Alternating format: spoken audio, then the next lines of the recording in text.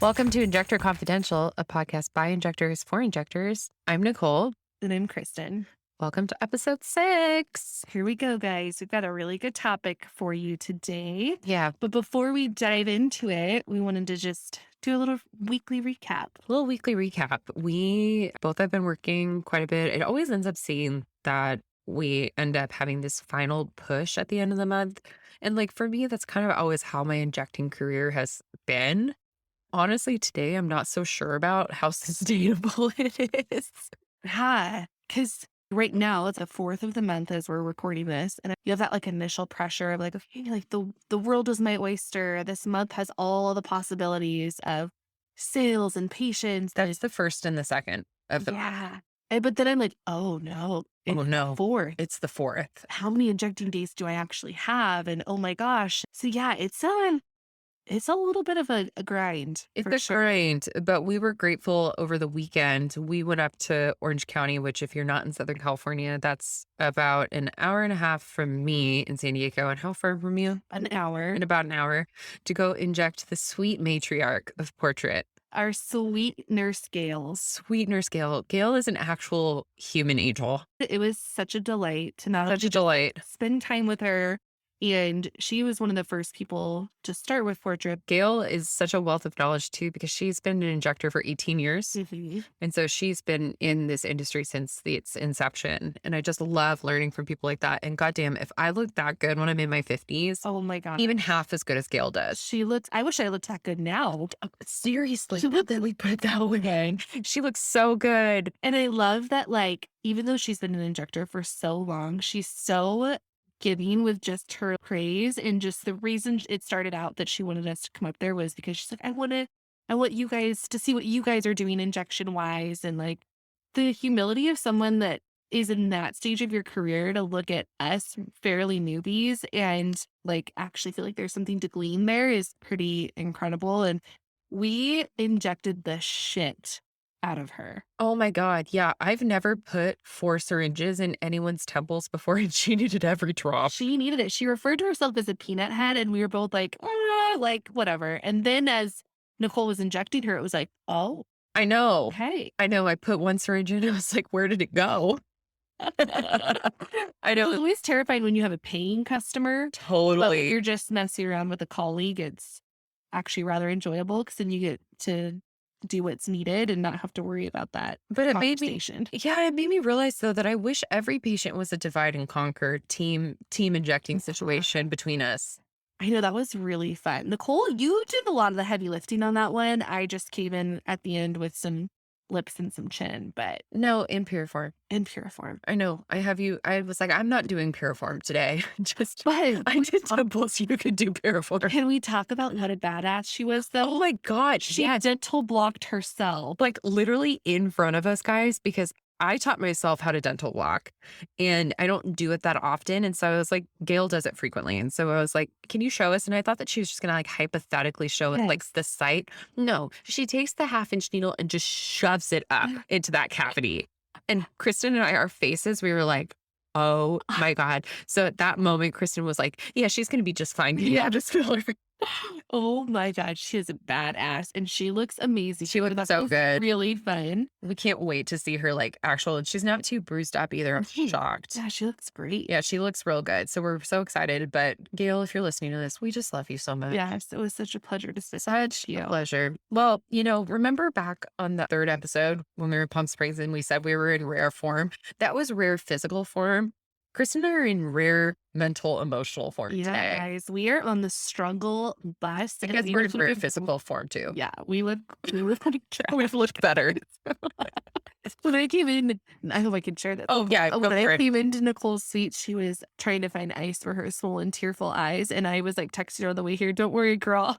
I'm crying too. And I didn't have any ice packs at the ready, guys. So I had to use the ice blocks that they ship Disport on for my swollen ass eyes. Yeah. Kristen and I think that we're just like probably our hormones are synced at this point It's happening. and our emotions are synced too. But I'm now realizing now that we're talking about it, I have these dips at the beginning of the month after my initial hopefulness and optimistic demeanor, like my optimism, once that fades out, And I'm kind of realizing now it's a pattern. Yeah. I get through it every month, but I'm having to dig in a little more. So what Chris and I were saying is we're like, well, we had another like more fun topic planned for today, but this is a good time to talk about self-care because we're Yeah. not doing it.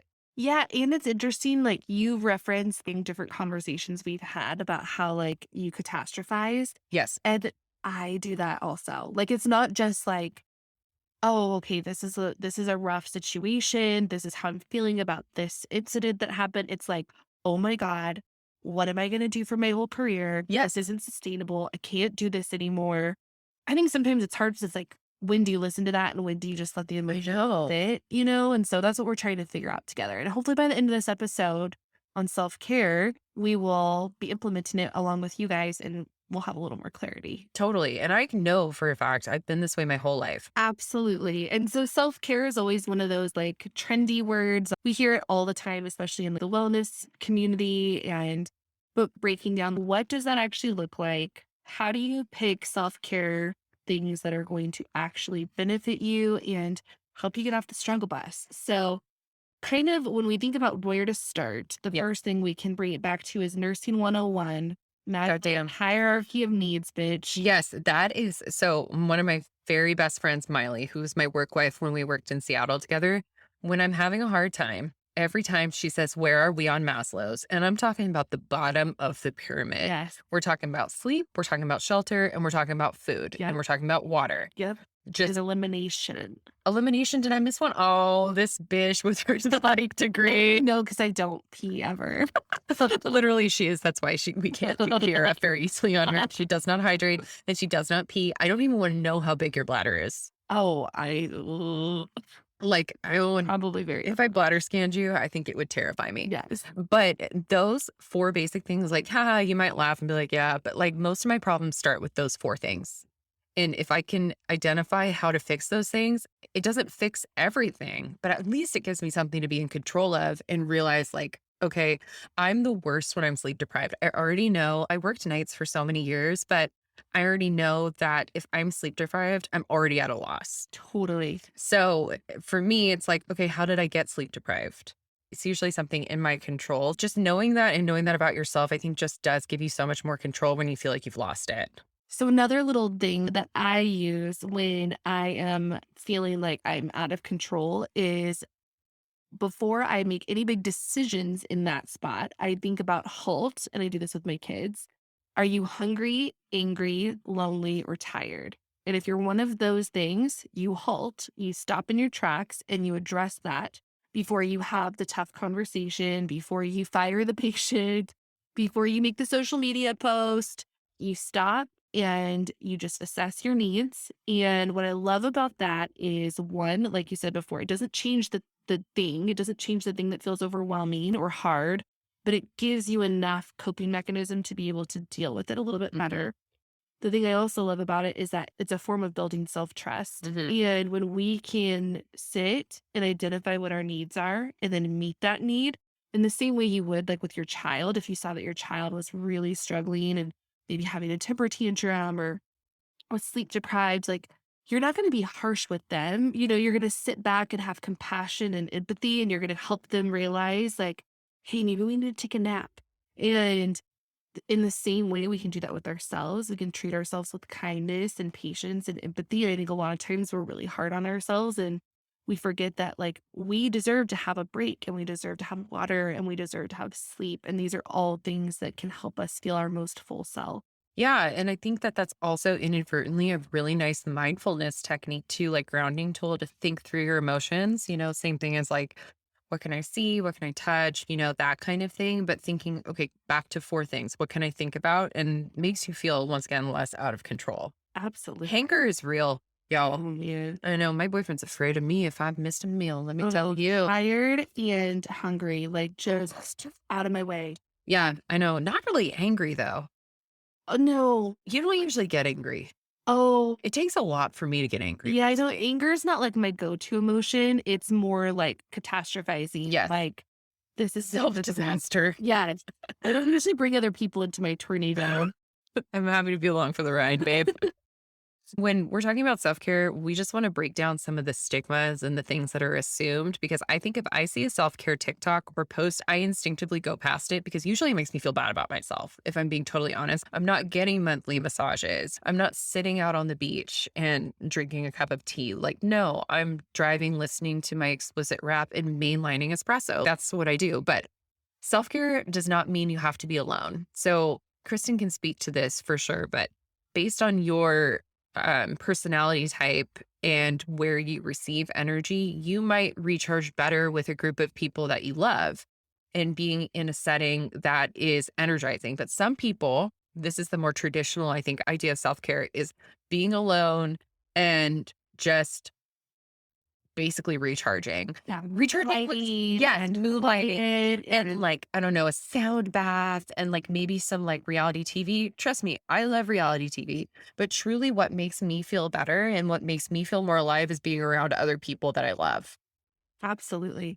I think it goes along with that. Well, what we talked about in another episode, back to kind of what you were saying about that, like the guilt or the stigma of self care. And I think it was like our first or second episode, we were talking about the book Burnout by Emily Nagoski and talking about how wellness in and of itself can be a thing that leads to burnout because it is one more thing on our to do list. And one more thing that we feel like we can be failing at. And so when we take that off the table and it's not this goal that or the thing to tick off our checklist kind of a thing, it's more of a listening and an honoring, a listening to ourselves, a listening to like, okay, what am I depleted in? What am I actually needing? And then honoring ourselves by actually completing that. It's different. It's not the same, like, oh, shoot, I didn't do my third hot yoga class for the week. And Mm, it's more about like, okay, how can I be my best self? And that looks different for everyone. yeah, You said by yourselves, with friends, it's going to depend on your flavor. down your flavor. And another thing that we landed on, and I'm not great about this, I'm trying to get better. I have friends that model this really well for me, but scheduling actual downtime. And that doesn't mean scheduling brunch with friends as much as that might be energizing for you. You need actual downtime where you are letting your body rest. Hmm. Where it's non-productive. Non-productive. Yeah. So I think that fulfilling whatever bucket you need is so important, but I think also having time where you can just be and let yourself literally mentally rest, physically rest, and leaning into that for a long time, that was so uncomfortable for me, and it's something that I worked through in therapy is that I have a need to be productive all the time, and I think that the way that I was raised, I think that resting is inherently lazy because I could be doing something else with that time.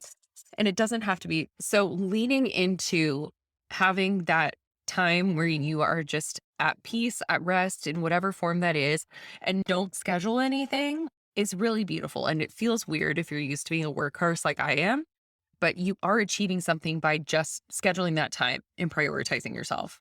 Yeah, and it's guilt-free. Guilt free. Yeah. And it might take therapy, like with me, to Yeah. really have that be okay. Because when I started out as a nurse, if I had downtime, I picked up a shift. And that was really celebrated and really created a very, vicious cycle, but that just led me straight to getting burnt out. So I think that scheduled downtime is integral. And isn't it interesting? I think so many of us that have gone into healthcare is because we probably have a fairly selfless nature or a nature of like productivity. I think that's what makes us so naturally inclined to have a job in healthcare, nursing, PA, MD, whatever. So I think it's really difficult, like you said, it's celebrated to have this selfless mentality. Like the more burned out you are, the busier you are, kind of this gold star you get of like, oh, you've made it. Instead of it being like, no, actually, it's not about how many patients you see in a month in your injectable practice. It's actually about, are you happy? Are you fulfilled? Mhm. Are you going to bed each night feeling like that was worth it? Yeah. And I think that that's something that our industry, especially in aesthetics, where it's sales driven, it's difficult to find that because you know what? There might be some months where you do need to prioritize self and your sales may take a hit for it, but that's okay because in the long run, you are the only one that can do your job and be with your patients in the way that you are. And that needs to be honored and taken care of. And the only way to do that is by listening to yourself and actually caring for yourself. And this is one of the few careers too where you have to be on 100% of the time when you're with your clients. You're not only doing a service, you're also having an experience. And the closest thing that I can think of to that is labor and delivery, quite honestly, because those people will remember you forever when they're having a kid. Totally. And that pressure that we put on ourselves to give a great client experience, have a great outcome, like just going along with working is enough. But having that pressure that's so unique to aesthetics and working in this field is a lot more draining than I think we give ourselves credit for. It's an amazing thing, but it's also just so taxing. Absolutely. It can be really hard. It can be really hard. And maybe that's why we're in rare form right now. Totally. So along with that, taking mental health days. So what that might look like, I actually did this just the other day on Friday. I was like been dealing with this, like, I don't even know what it is. I've got I can tell you diagnosably, probably give you even the ICD-10 code for what's happening. it's not COVID. That's what I do know. We've tested her multiple It's times. probably everything beside that. That's just in a 2-year accumulation. But I've just been feeling kind of lousy the last couple weeks. And so on Friday, I woke up, had a splitting headache, was just in the weeds. And I was like, you know what? I don't think I can stand to work past 11 today. I think that that was even a stretch for me, but I knew I'd be more stressed out if I just canceled my whole day. So I was like, you know what? I'm texting all my patients past 11. They can either come in and I'll squeeze them in during that time frame, or they can reschedule to next week. And let me tell you, I felt so good about that decision. Yeah. It felt so good. Having Kristen model that too. And it was funny because she wasn't apologetic at all. She was like, this is just where I am today. And I was like, that's aspirational. Really, it's aspirational. Yeah, it's funny. It's actually something I do with my kids too. I let them have mental health days from school. And so there's a book, I've referenced it on the podcast before too. It's called Untamed. And I was listening to a podcast episode between the author Glennon Doyle and the Brene Brown, who are like my total bitches. Like, oh my gosh, love them both so much. Read everything that they write. And they were talking about how Brene Brown is the speaker. She was off doing all this stuff and she was exhausted, but like, mom life, she had promised to go to her daughter's swim meets and had never missed a meet. And there just came a day where she had like just finished traveling and she said, you know what? I'm not going to your swim meet. I'm staying home and I'm resting. For us moms out there or injectors, just hearing that, it feels like cringy. Like, how could you like prioritize yourself and your rest over doing something that's expected of you? But what happened was really interesting. Her daughter was totally fine, didn't even care. But her son, it was his birthday like the next week. And he was like writing out his birthday list. And on his list, he put a nap. And so she was laughing and asked him about I it. feel that. And he said, I didn't know that I could ask to rest when I needed it. And that has stuck with me because I'm like, gosh, just in that one decision, she gave her kids permission and maybe in our case, our coworkers permission to do the same for their mental health. And by taking a stand and saying, I know what my body needs. At the end of the days, guys, it's just Botox. Like nobody's going to die. Right. Like they can wait till midday. Right. If the choice is your mental health or your physical health or seeing patients, they can wait. Totally. We can, guys. And if you work in an office, someone else can see them. I like to say that there's glass balls and there's plastic balls in life. And there are things that we're juggling all of them, right? And like at a certain point, at the end of the day, like we are tired and some balls are going to drop. And some things are, these plastic balls can drop and either someone else can pick them up or they're not going to break. They're fine. There's other things in our life that are glass balls. And those are the things that only we can do. We can only be a spouse to our partner. We can only be a mom to our kids, a friend or a daughter or a sibling to the people in our life. And those are the things, those are our glass balls. And if at the end of the day, those are the things that are dropping and breaking, it's time to reorient and decide, like, you know what? Reprioritize, figure out a different structure with your scheduling or whatever it may be that's causing you to feel overwhelmed or drop the really important things. And those are just some principles that I've used to kind of help me when I'm trying to decide, okay, where is self-care needed, where are boundaries needed, and try to provide a little more work-life balance. Those are some of the principles that I've used. I love that. Kristen's just a wealth of information. If only I could have her in my back pocket at all time. And when I have a problem, just pull her out and have her be like, I hear you and I see your struggle. Like, I'll just make you a little voice recording. I know I need one. I need a voicemail that also goes, Nicole can't come to the phone right now. Like in your soothing therapist voice. That's what I need. I really do. Holding space for Like, we're holding space for you. I understand you might be upset. you. Also, on the topic of mental health days, I have a couple of friends that don't work in healthcare and they take monthly PTO days. I love that. Just schedule it in and then they have that to look forward to. And I think that's so beautiful. I'm telling you, you will have something to look forward to every month. That's what my friends have told me. One of my friend calls those days and they take them in the middle of the week or on a Friday and they call them their trophy wife days. I love that. I love that. It's just so great. And don't you dare start doing stupid shit on those days, like Yeah. laundry. Don't you dare. Oh, no, no. You overachievers out there. Wife would not be doing much. No, she would hire out. She would be doing her Pilates and then go get her green juice and then Have a glass of wine at noon. yes, Get a massage.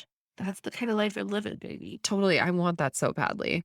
And a part of self care is also realizing where your obligations end and where it is no longer your stuff that you have to deal with. So, boundaries, delegation, and then the biggest one for me is scheduling a break. This is one that I learned early in the injecting career is that I am stupid and I'm not very nice when I'm hungry. And especially like if I don't have water available, like I'm a disaster. And I might not present disaster, but on the back end in my brain, I'm a disaster. I'm shaky. Scheduling a break is so important. What do boundaries look like for you when your self-care is struggling? So that may look like putting my phone on do not disturb. Sometimes I have an actual message that I'll send friends. Not this isn't a work thing, but just I'll send friends and just say, I love you. I see your message. I don't have the capacity to respond to this right now, but give me a couple business days. I Right back at ya. I know I'm going to use this as my new voicemail box. Seriously. Yeah. The more burned out I feel like that my boundaries with patients goes way up. Like I was even presenting a situation with Nicole this morning of a patient message that I was getting. And I was like, I have zero fucks to give in the sense of normally I think it's easy to be like, oh, but if I set this boundary, I might lose this patient. And in this moment, I was like, my mental health is too important. I'm going to set a boundary here. I'm going to tell her what is and is not an appropriate way to treat me and when to schedule an appointment and all of that. And I am a big believer in that we teach people how to treat us. And so what you need to function in your job, whether it's with your patients or your coworkers, you teach them. You teach them what you will and will not accept. Sleep is another big one. Like if I don't have sleep, I am a wretch. Yeah, I'm a mess. I'm a mess. I'm not ready to have kids for that reason. I need to figure out a way to be workably sleep deprived. My kids were actually like pretty good sleepers. It's my freaking dogs that I'm having an issue with now because they like lay on my bed. I know, but they're so cute. But I told you this from the beginning. I was like, they're going to be ruining your life as they get bigger, No, I mean, no. especially the cats, too. This bitch is like Dr. Doolittle every night. I've got two cats on one side, two dogs on the end, and then always a child that's somehow snuck their way into my 5 animals, always a child that snuck their way in. And Oh, when it comes down to when you're really having a tough time, and I just want to say that if you are having a tough time in any capacity, like I just see that. And I think that this industry gets so glamorized and like this is the pinnacle of success and you never have a bad day. We have bad days. Kristen and I are sitting here on not a great day right now. And I have no shame in admitting that, you know? yeah, I think also too, it's sometimes you play that comparison game of Totally. like, well, it's not as bad as working in the hospital. I should be grateful that I got this job. It's really hard. It's a different level of stress. And we see you. We are holding space for you. And honestly, like reach out to us in the DMs. It would make us feel less alone. Yeah, totally. I was just about to say, I was like, it would be even therapeutic for us. But when it comes down to when I'm feeling like that, I isolate and I locate small things that truly give me serotonin, even if it's just temporary serotonin. And I'm not talking drugs, okay? Before you get there. But no shit. But no shame if you need a little THC. It is legal here in California. Okay. Okay. So for me on the 3 days a week that I work, usually I'm pretty busy. And when I schedule my break, it's a non-negotiable that I am walking down the street and I am getting myself a coffee at one of the coffee shops. And I don't feel bad about it because that is a treat. It's a reward for going to work and doing a good job. It inspires me to do a good job. And then once a month, I actually scheduled out for the entire year, starting in January. Once a month, I get my nails done. And I love getting my nails done because it forces me to not use my phone, phone's on do not disturb. Mhm. It's known. I'm not going to touch my phone. But then throughout the rest of the month, I mean, everybody that knows me knows this. I talk and I have teaching hands big time. But then when I see my nails and they're nicely done, it makes me feel put together. It also makes me happy I totally get immediately. that. Yeah.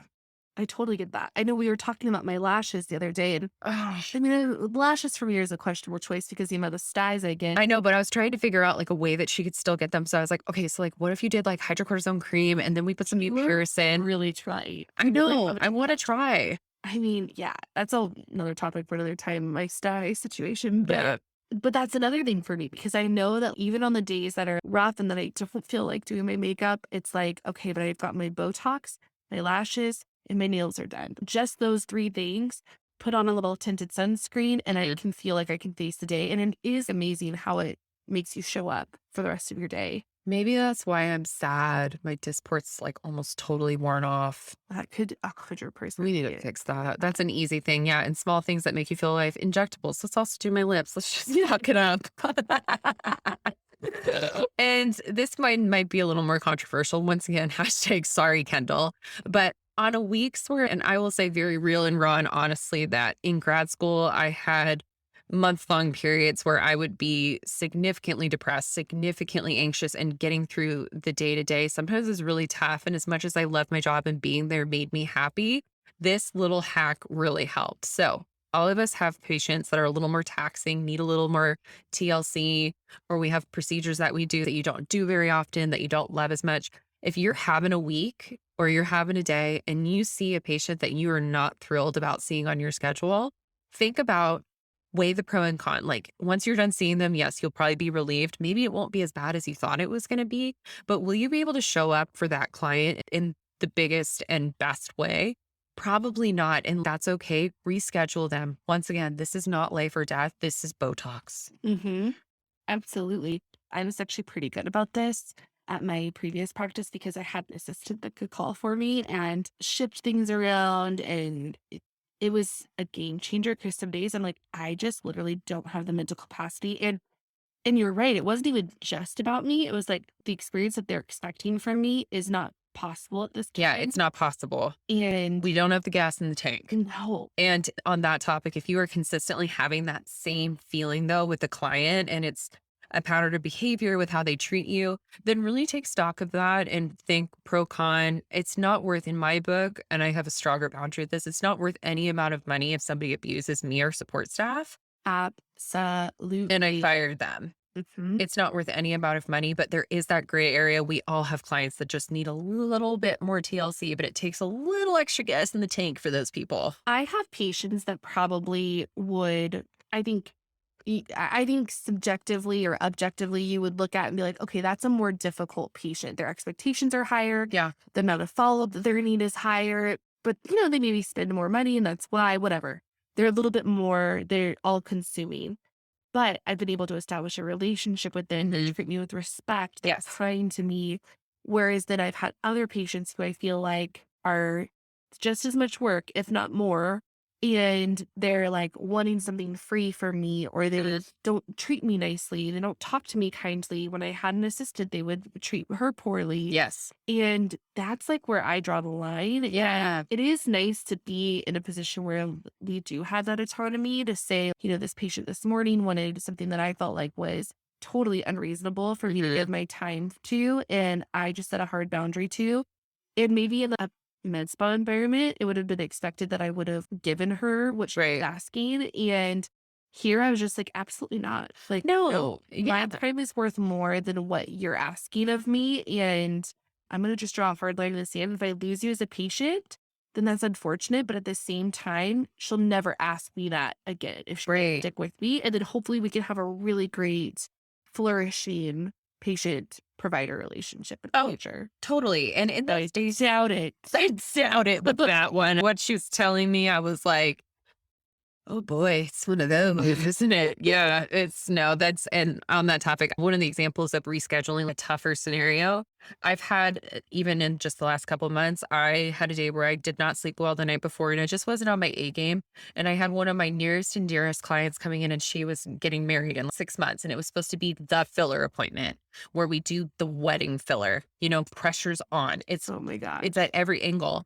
And I loved her enough to text her and say, "I'm not feeling great today. Can we reschedule?" And you know what? She was like, "Yeah." I'm like, "Not gonna lie, I'm a little bummed. I was excited, but I want you to feel your best too."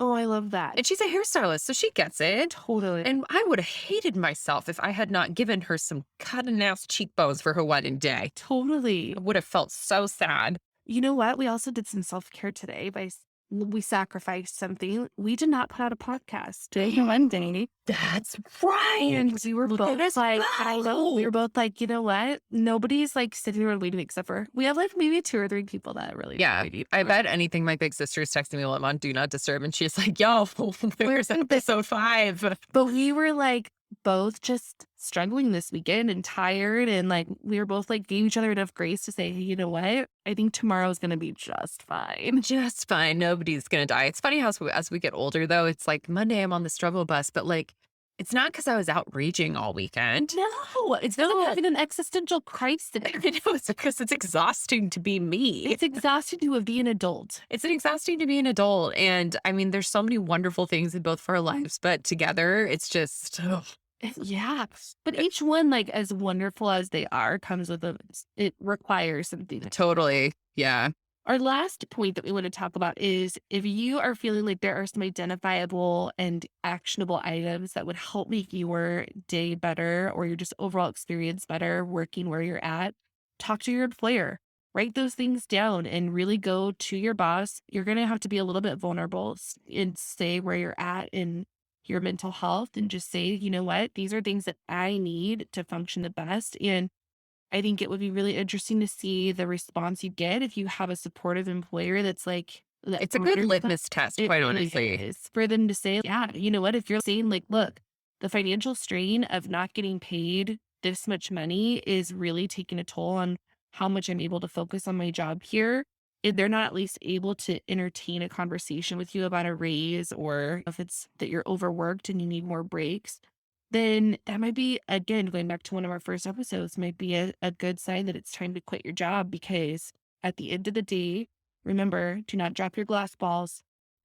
Like you said, it requires some vulnerability, but I want to remind everybody that certain mental health conditions are actually disabilities. And I don't say that in a way to be like you're disabled, but they're legitimate and they're recognized. Absolutely. When you signed up for a traditional job, they say, "Do you have, bipolar disorder? Do you have depression?" And then most of the time you're like, haha, laugh. I mean, I used to, and I would never claim that because was afraid of the stigma. But I mean, when I worked night shift and I needed to switch off of nights, I actually went to my boss, like this is years and years ago, and nearly in tears, I said, "I don't think I've told you this before, but I have depression. I go to therapy. I see a psychiatrist, and I've noticed that one of my main triggers is lack of sleep. And I'm really depressed because I'm not sleeping on nights." And it was a very vulnerable thing, but she really met me in that space. And I know we can argue with that. I mean, Totally. hello, if your boss tries to argue with that or make fun of you or hold that against you, like, hello, first of all, that's a legal thing. Right. Just saying, that's Totally. litigious if they're getting into that territory. But two, it's a really good way to see if your employer is going to support you when you're in a really good space and killing it and in a bad space. I mean, we all have highs and lows.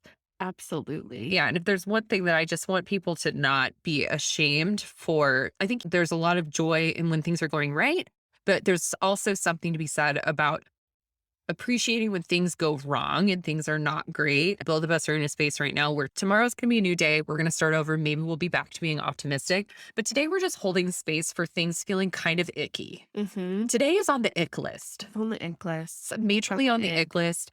And, then we'll release tomorrow's podcast and we'll be like, yes, the patient education pearl. Yeah, baby. I know if you haven't listened to that one, I actually did think it was really good.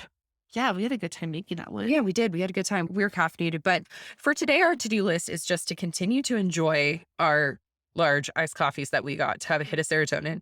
Kristen's going to do urgent care, Yeah, self-care 101. self-care, or I'm going to force her an albuterol prescription. 3, I think I might need some nails in my face before she leaves today. Yes.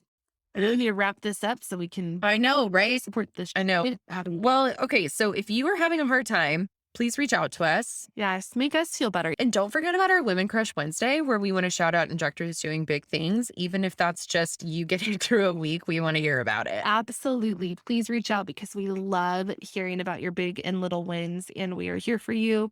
And until next week, guys. Tomorrow's a new day. That's right. See you guys.